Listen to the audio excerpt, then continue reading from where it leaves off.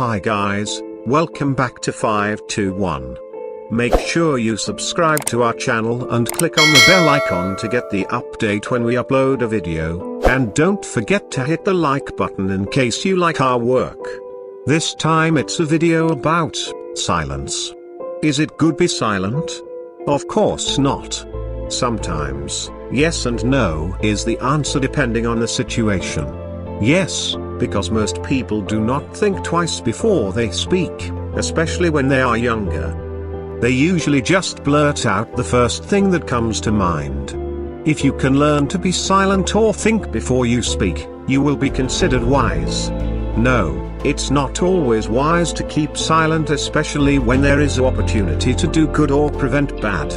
Read the book of Proverbs, it's just 31 chapters, one chapter a day, and you will learn more about your answer than any one person can tell you.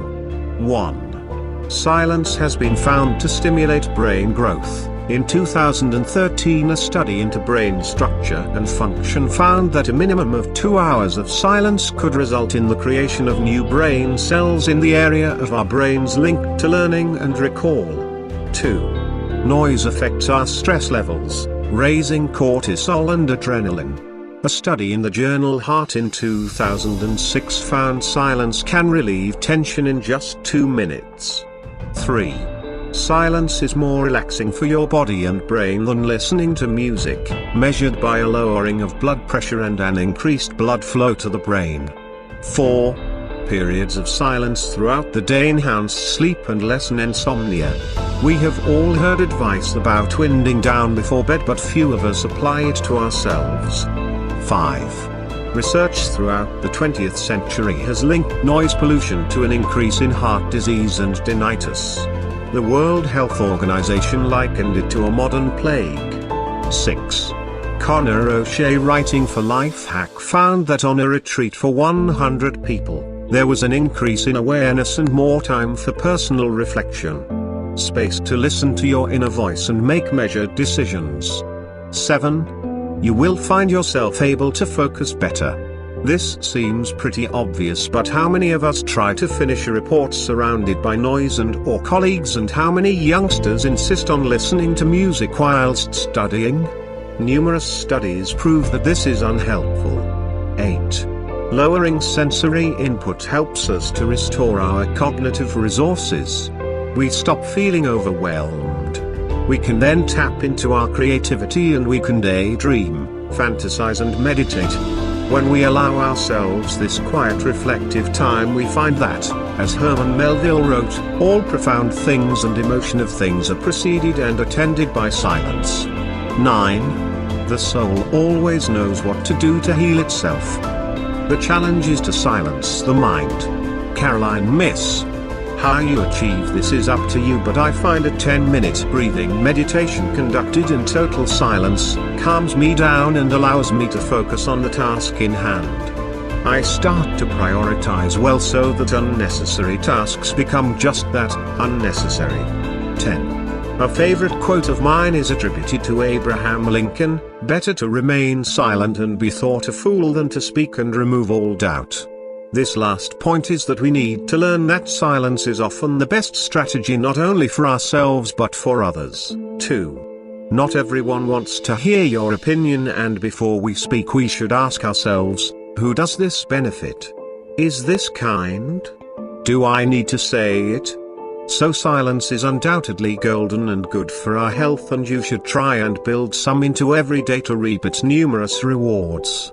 I'll leave you with this quote from Deepak Chopra: "There is no substitute for the creative inspiration, knowledge, and stability that comes from knowing how to contact your core of inner silence." Stay silent when you have nothing to say. Sometimes, people speak just because there's silence. This induces mindless chatter. If you're talking solely because it's quiet, you really have nothing to say.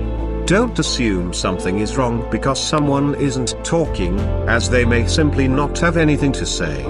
Speak deliberately. This is the key to attaining honesty and focus. You need time to solidify your reaction. In emotionally charged situations, such as debates or arguments with a spouse or friend, there's always the risk of you responding in a hurtful or aggressive manner. To gain perspective on an issue, you might need to step back and observe. This allows you to listen to your intuition and logically decipher what's really going on. It's better left unsaid. Avoid revealing irrelevant thoughts and feelings. For example, there's no need to tell your uncle that you think his wife is unattractive and he could do better. This rule also applies when someone entrusts you with private information. If you reveal what someone has told you in confidence, they'll have a hard time trusting you again. You don't have a receptive listener. There's no use talking if the other person isn't listening to you, because the message you're trying to convey will not be heard. Speak when you want to let your feelings known. To keep the peace, some people bottle up emotions that should be expressed. For example, if your spouse made a tactless comment about your cooking, bring it to their attention instead of stewing silently in resentment. Doing otherwise can cause your pent-up feelings to transform into a sudden burst of rage when you least expect them to. You have the power to change something. If your words can alter a situation for the better, you should present them. For example, if your brother is wallowing in self-pity because he lost his job, you might humor him or show him the brighter side of life to lift him out of his depression. A golden opportunity comes knocking. Missed opportunities are upsetting, even more so when one word from you could have prevented them. For instance, you were shy about approaching that guy or girl you had been crushing on for the longest time. Now they're no longer an option because you took too long to make a move. When an opportunity presents itself, seize it by speaking up. Your opinion is requested. Everyone has an opinion. If someone asks for yours, don't be timid. Deliver it truthfully and with diplomacy. I hope you enjoyed the video. Until then, keep talking. Bye.